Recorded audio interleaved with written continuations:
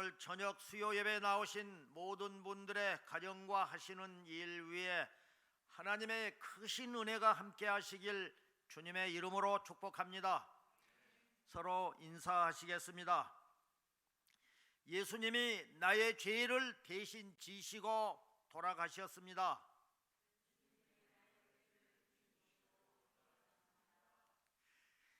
십자가 고난을 깊이 묵상하고 동참합시다.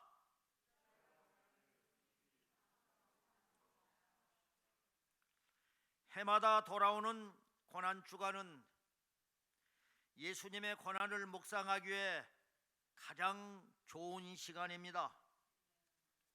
예수님의 생애 전체가 묵상의 대상이기도 하지만은 특별히 고난주간, 즉 공생의 마지막 일주일은 우리가 깊이 묵상하며 읽어 나가야 할 필요가 있습니다.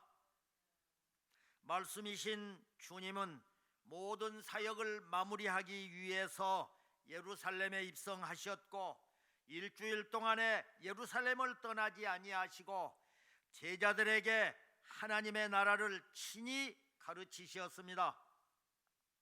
때로는 논쟁하시고 때로는 비유를 통해 진리를 드러내시고 때로는 이적으로 하나님 되심을 보이셨습니다. 제자들과 함께 감람산에 올라가 기도하심으로 철저히 하나님을 의존하심을 몸소 삶으로 보이셨습니다. 지금 우리 화평교회는 고난주간 특별 기도회가 진행되고 있습니다. 담임 목사님을 통해 기독교의 가장 근본 핵심인 예수님의 십자가 길을 묵상함으로 많은 은혜를 받고 있습니다. 여기 특세를 통해서 은혜를 나누고 있는 고난주간 7일간의 예수님의 고난의 행적을 성경을 중심으로 해서 정리를 해보겠습니다. 1일차는 종려주일로 개선의 날입니다.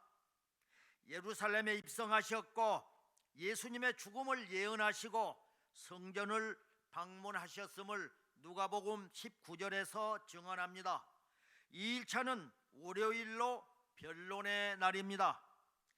열매를 맺지 못한 무화과 나무를 심판하사 저주하셨고 예루살렘 성전에서 매매 행위하는 자들을 심판하시며 성전을 깨끗하게 하셨음을 마태복음 21장에서 말씀합니다. 3일차 화요일은 변론의 날로 많은 논쟁이 있었던 날입니다. 먼저 무화과 나무에 대한 교훈이 주어졌고 예수님을 믿지 않던 유대 종교인들과 산헤드린 공회원들과 논쟁과 변론이 있었습니다. 그리고 종말에 관한 강론으로 이어졌음을 마태복음 21장과 26장에서 증언합니다. 4일차 수요일은 음모의 날로 산헤드린 공회가 예수님을 죽이기 위해 음모를 꾸미는 사건이 마태복음 26장과 누가복음 22장에서 증언합니다. 5일차는 목요일 준비의 날입니다. 목요일은 생애 중에서 가장 중요한 날로 예수님께서 자의적으로 활동하신 날은 목요일이 마지막입니다. 그래서인지 복음서에 목요일의 기록이 가장 많은데 마태복음 26장과 요한복음 17장에서 기록되어 있습니다. 즉 유월절 음식을 준비시키시고 제자들과 유월절 성만찬식을 갖고 제자들의 발을 씻겨주시고 고별 설교를 하시고 또 중보 기도를 해 주셨습니다. 그리고 감람산으로 가시고 베드로의 부인을 예언하시고 겟셋마네에서 땀방울이 피가 되도록 기도하셨습니다. 6일차 금요일은 순환의 날로 주님께서 체포되시고 제사장들에게 신문을 받고 다시 빌라도에게 사형 선고를 받습니다. 십자가의 길을 걷고 십자가에서 7가지 말씀을 남기시고 운명하셨음을 마태복음 26장과 27장에서 증언하십니다. 이날도 많은 일들이 일어났습니다. 유다의 배반과 체포, 대제사장 안나스에게 신문을 받으시고 베드로의 부인과 닭의 울음, 산헤드린의 신문, 유다의 자살과 빌라도의 1차, 2차 신문과 사형 언도, 조롱과 십자가의 길, 그리고 십자가에서 못 박히시고 죽으시고 장사되십니다. 7일차 토요일은 예비의 날로 로마 병정이 예수님의 무덤을 지켰다고 마태복음 27장에서 기록되어 있습니다.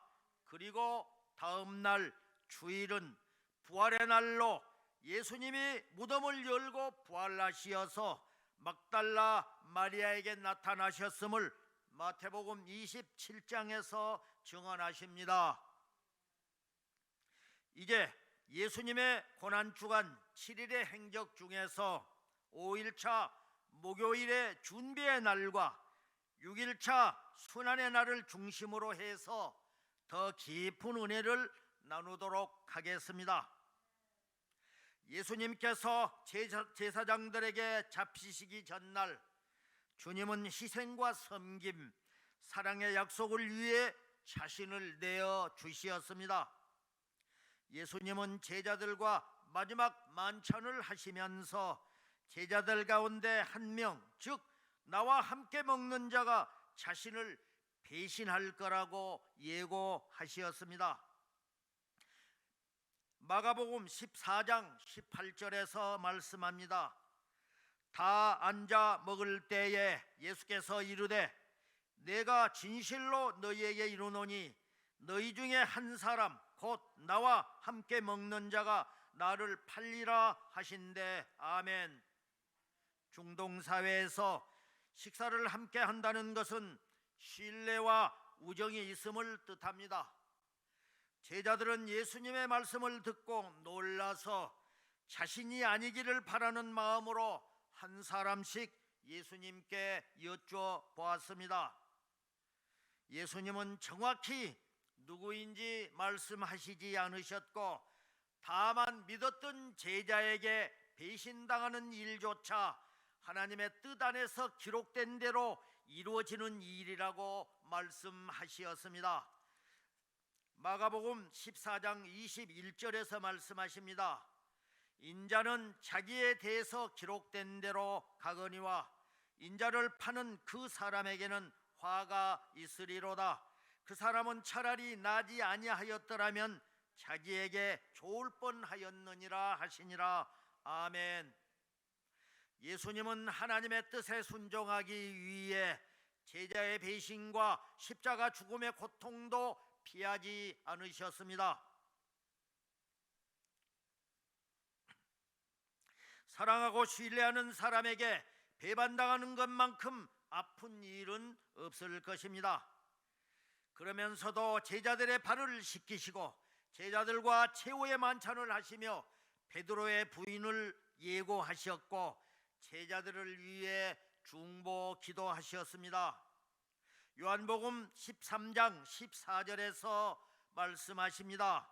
내가 주와 또는 선생이 되어 너희 발을 씻었으니 너희도 서로 발을 씻어주는 것이 옳으니라. 아멘. 요한복음 13장 38절에서도 말씀합니다.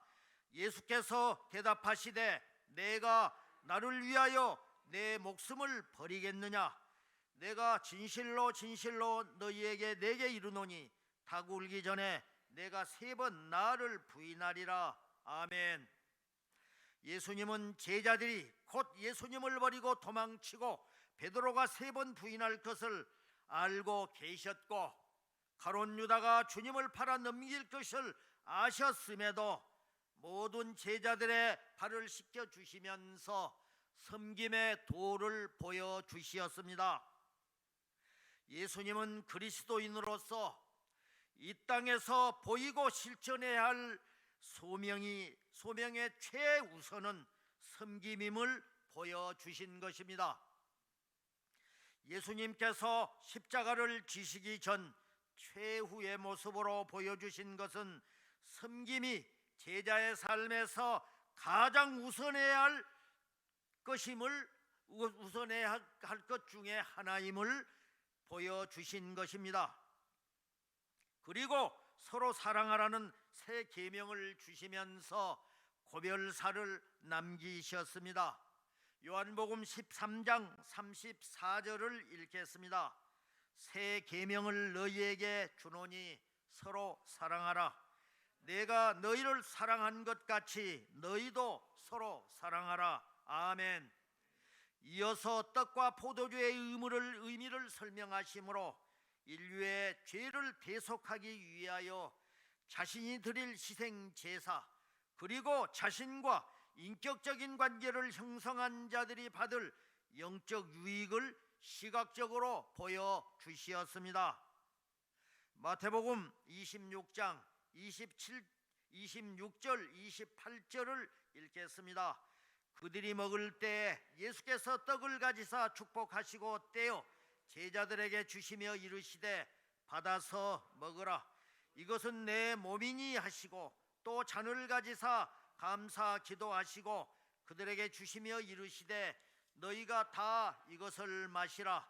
이것은 죄 사함을 얻게 하려고 많은 사람을 위하여 흘리는 바 나의 피 곧 언약의 피니라. 아멘. 성찬식은 예수님을 구주로 믿는 우리가 그분과 영원히 함께하는 신비한 연합이며 내가 죽고 내 안에 주님이 살기를 소원하는 것입니다. 예수님은 가장 고통스럽고 외로운 시간을 겟세마네 동산에서 제자들과 함께 보내셨고 그들에게 깨어 있을 것을 당부하시었습니다. 깨어 있으라는 말은 깨어서 기도하라는 말씀입니다. 마가복음 14장 34절 4절에서 말씀하십니다. 베드로와 야고보와 요한을 데리고 가실새 심히 놀라시며 슬퍼하사 말씀하시되 내 마음이 심히 고민하여 죽게 되었으니 너희는 여기 머물러 깨어 있으라 하시고 아멘. 이미 하나님의 계획은 확정되었지만 처참한 고통을 몸소 겪으셔야 했던 예수님은 인간의 성정을 가지셨기에 슬픔과 번민 속에서 기도하셨습니다.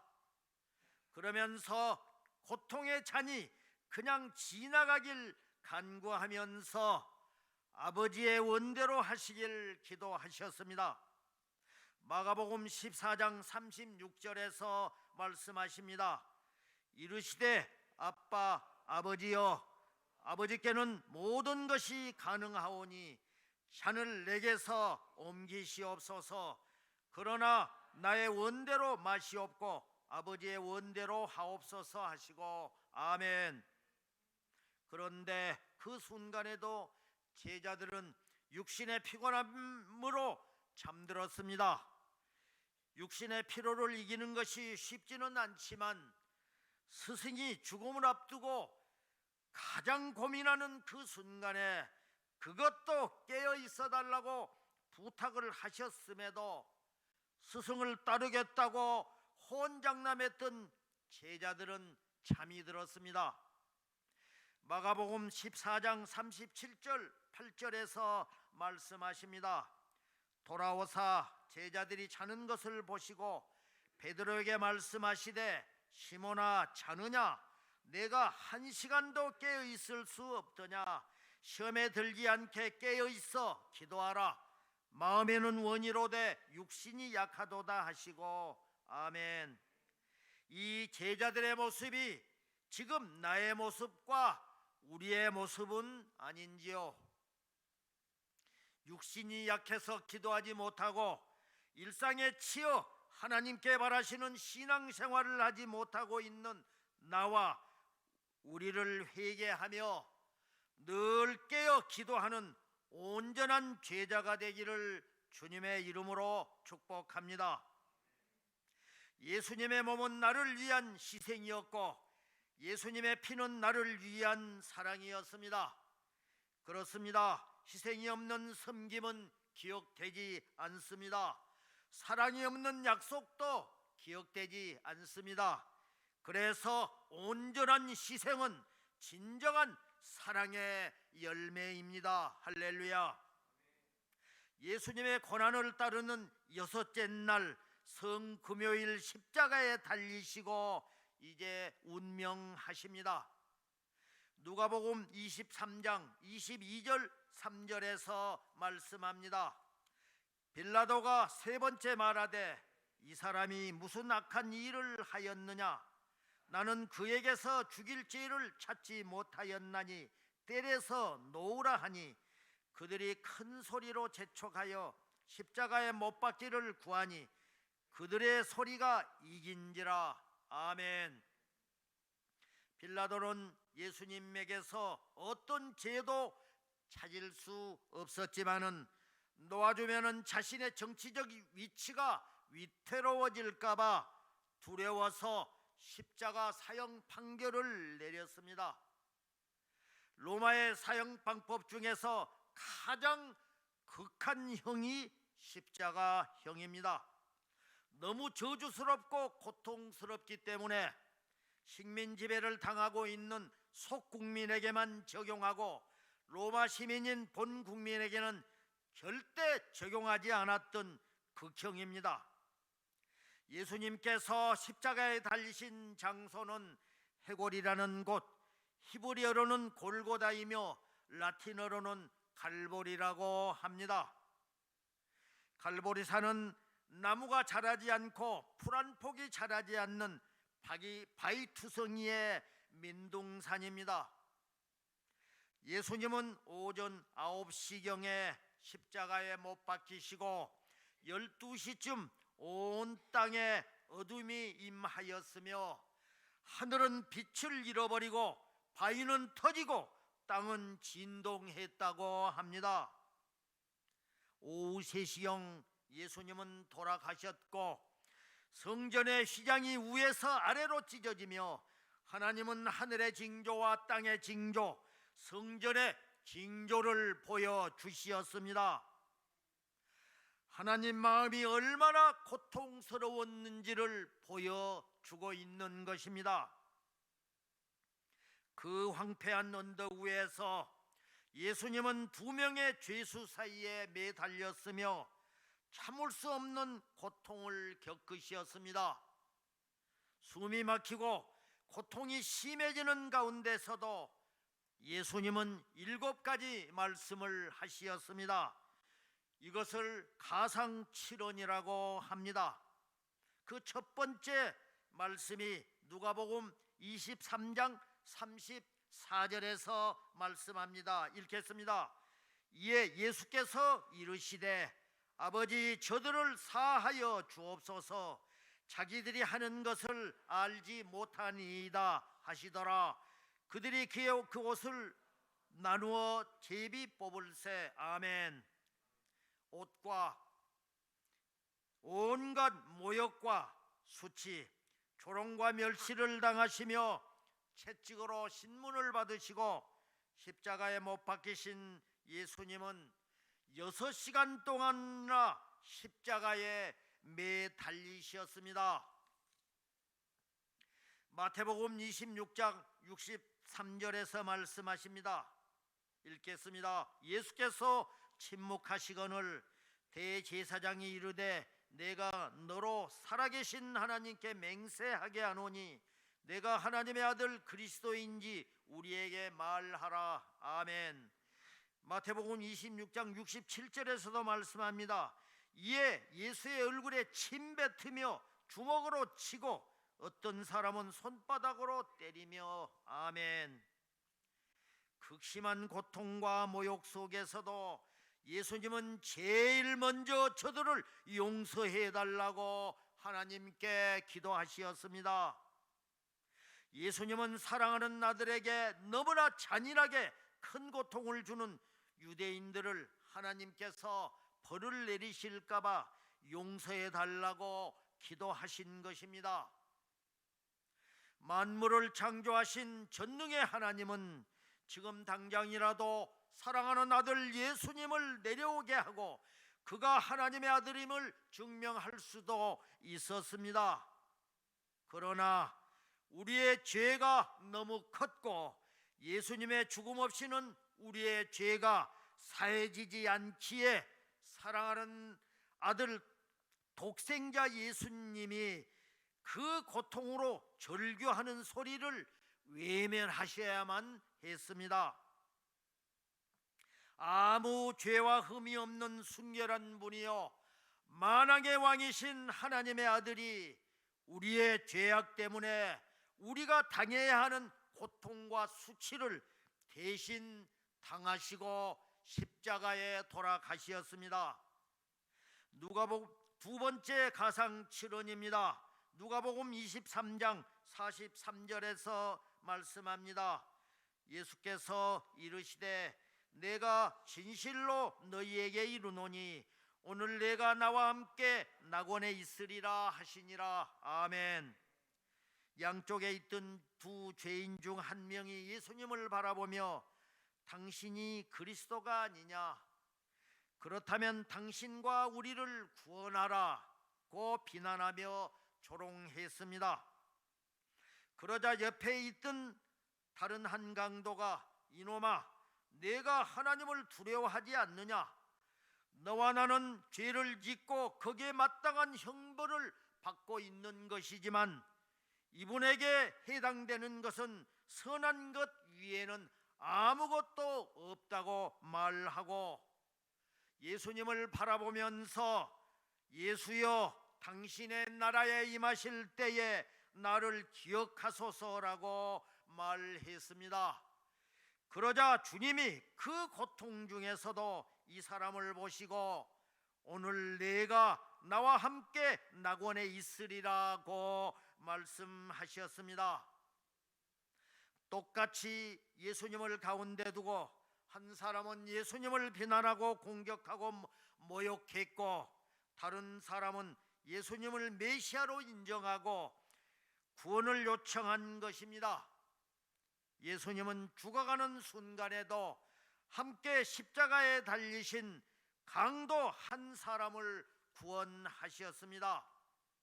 세 번째 말씀은 요한복음 19장 26절에서 말씀합니다. 예수께서 자기 어머니와 사랑하시는 제자가 곁에 서 있는 것을 보시고 자기 어머니에게 말씀하시되 여자여 보소서 아들이니이다 하시고 아멘. 예수님은 마리아를 어머니가 아닌 여자라는 호칭으로 부릅니다. 이것은 마리아를 육신의 아들로서가 아니라 공적인 위치, 곧 세상 죄를 지고 있는 하나님의 어린 양 구세주로서 대하고 있는 것입니다. 마리아가 비록 육신적으로 예수를 낳았다 할지라도 죄인 중 한 사람일 뿐입니다. 이제는 아들 예수가 아니라 대속의 주 그리스도를 바라보아야 합니다. 독생자까지 주신 그 크신 사랑, 십자가에 자신을 바친 하나님의 사랑으로 인하여 인간적인 아픔을 넘어서 이제는 새로운 사랑, 하나님 사랑을 목적으로 하는 새로운 관계를 시작해야 하는 것입니다. 또한 주님은 제자 요한에게 말씀하십니다. 보라 내 어머니라. 예수께서 겟세마네에서 십자가에 붙잡히던 날 밤 요한을 비롯해서 모든 제자들은 다 도망쳤습니다. 누구보다도 예수님의 사랑을 많이 받았던 제자 요한은 다시 돌아와서 가슴을 졸이며 십자가 아래에서 통회하는 마음을 가지고 자책하고 있습니다. 실패한 요한을 향해서 주님은 동정하는 눈빛으로, 사랑하는 눈빛으로 바라보시면서 말씀하십니다. 보라 내 어머니라. 이미 주님은 요한을 용서하시고 받아들이셨습니다. 내가 지금 십자가 아래 있는 것만으로 나는 이미 너의 실패와 잘못을 다 용서하였다. 나는 너를 안다. 너의 연약함도 나를 향한 사랑도 다 안다. 너를 너무 사랑한다. 누가 뭐래도 너를 믿는다 하는 그런 눈빛으로 바라보신 겁니다. 네 번째 말씀은 마가복음 15장 33절 4절에서 말씀하십니다. 제6시가 되매 온 땅에 어둠이 임하여 제9시까지 계속되더니 제9시에 예수께서 크게 소리 지르시되 엘리 엘리 라마 사막다니 하시니, 이를 번역하면 나의 하나님 나의 하나님 어찌하여 나를 버리시나이까 하는 뜻이라. 아멘. 정오에 임한 어둠은 예수님께서 짊어지신 죄악에 대한 하나님의 진노와 심판을 상징합니다. 또한 예수님의 부르짖음은 하나님께 받은 진노와 버림받음에 대한 고통의 크기를 뜻합니다. 엘리 엘리 라마 사막다니, 나의 하나님 나의 하나님 어찌하여 나를 버리시나이까. 이 예수님의 고통과 부르짖음은 다윗이 예언한 바에 대한 성취이면서 세상에서 절망하는 우리들, 즉 모든 사람을 위한 것이었습니다. 시편 22편 1절에서도 말씀하십니다. 내 하나님이여 내 하나님이여 어찌 나를 버리시나이까. 어찌 나를 멀리하여 돕지 아니하시오며 내 신음소리를 듣지 아니하시나이까. 아멘. 왜 죄 없으신 하나님의 아들 예수님이 하나님 아버지로부터 버림을 받아야 했을까요? 그것은 우리의 죄값으로 인한 하나님의 진노를 다 받으시기 위해서입니다. 예수님은 하나님의 아들이지만은 인간의 모습으로 오셨기에 나약한 인간으로 겪는 고통을 몸소 겪으셨습니다.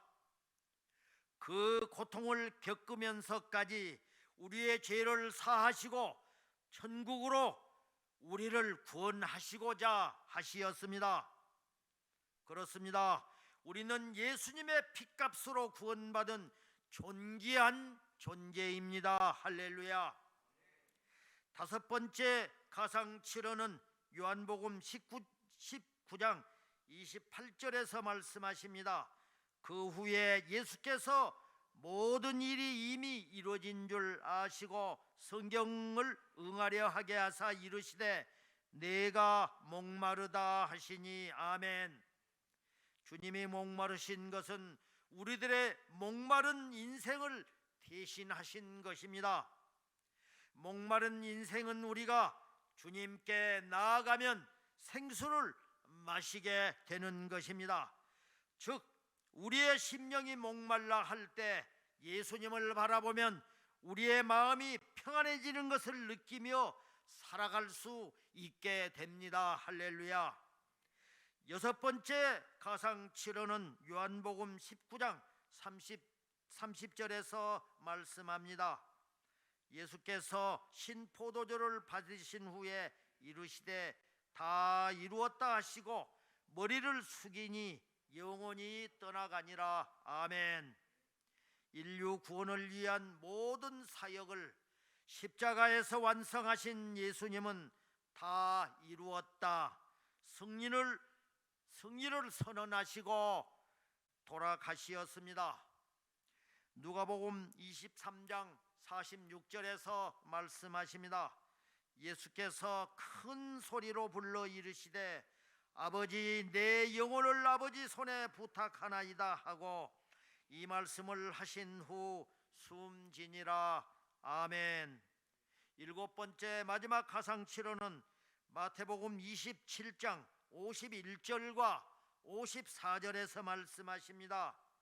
이에 성소 휘장이 위로부터 아래까지 찢어져 둘이 되고 땅이 진동하며 바위가 터지고 백부장과 및 함께 예수를 지키던 자들이 지진과 그 일어난 일들을 보고 심히 두려워하여 이르되 이는 진실로 하나님의 아들이었도다 하더라. 아멘.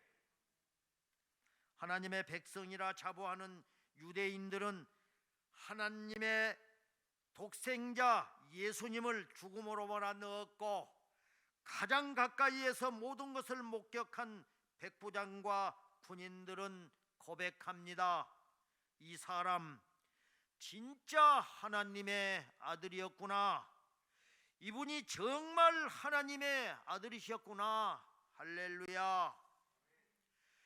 휘장은 예수님의 육체를 뜻하며 육체의 찢기심으로 말미암아 거룩하신 주님께 나아가는 새로운 살 길이 열리는 소망의 시간임을 의미합니다. 히브리서 10장 20절에서 말씀합니다. 그 길은 우리를 위하여 휘장 가운데로 열어놓으신 새로운 살 길이요 휘장은 곧 우리의 육체니라. 아멘. 성소에 휘장이 찢어지므로 대제사장만이 1년에 한 번 들어갈 수 있었던 지성소에 이제는 누구든지 언제든지 담대하게 나아가 하나님께 예배할 수 있게 되는 특권을 우리에게 주시었습니다. 할렐루야. 사랑하는 성도 여러분, 고난주간을 지나고 있습니다.